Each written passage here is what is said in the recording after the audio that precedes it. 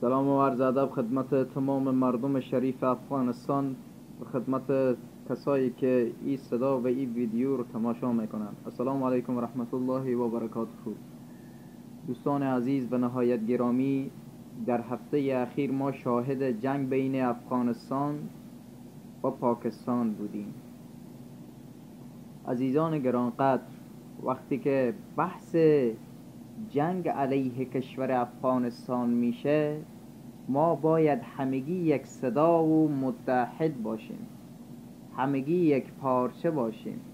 نباید در جنگ افغانستان بحث قومیتی و بحث طالبان را مطرح کنیم. درست است، ما با طالبان مشکلات داخلی داریم، در مسائل داخلی اختلافاتی وجود داره، اما وقتی که بحث یک کشور دیگه ای میشه که بالای افغانستان تجاوز میکند، بالای حریم هوایی و به خاک افغانستان دستبرد میزنن، این بحث جدایه و بحث مشکلات داخلی ما بحث جدایه. وقتی که بحث تجاوز علیه خاک و خون ملت افغانستان میشود، باید تمام مردم افغانستان یک پارچه و متحد استوار و با استقامت و قوی مقابل دشمن ایستادگی کنند. فارسی و پشتو و هزاره و ازبک و ترکمن و قومهای دیگری نداریم، همگی زیر پرچم افغانستان و در خاک و خون این ملت متحد و یک پارچه باید باشیم، دست به دست همدیگر بدهیم و از خاک و خون این ملت دفاع بکنیم. اینجا نباید بحث قومیتی، بحث طالبان و بحث داخلی مطرح بشود.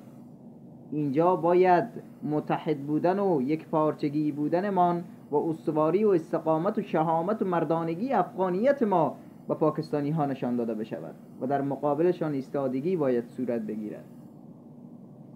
ما در طول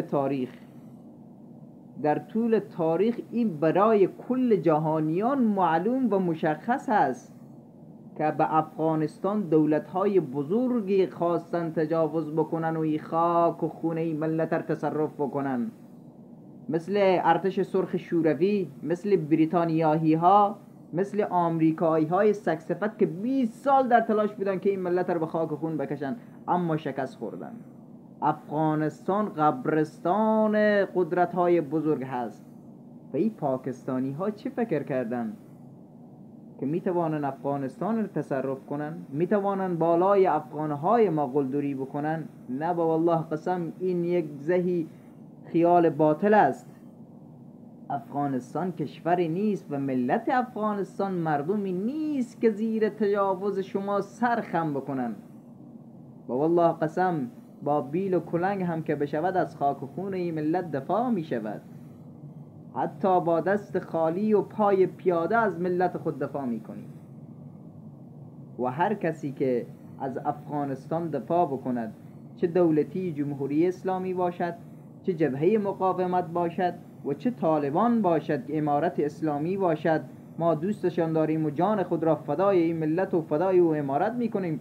با والله قسم یک قطره خون این طالبه که امروز از افغانستان و از خاک وطن دفاع کردن، یک قطره خون اینا رو به بالای هزاران پاکستانی و بالای صدها وطن فروش خائنی که در خارج نشسته هستند و از کشته شدن طالبان خوشحال میشوند، یک قطره خون این طالب بر بالای شما کاسلیسای خبیث نمیدهیم.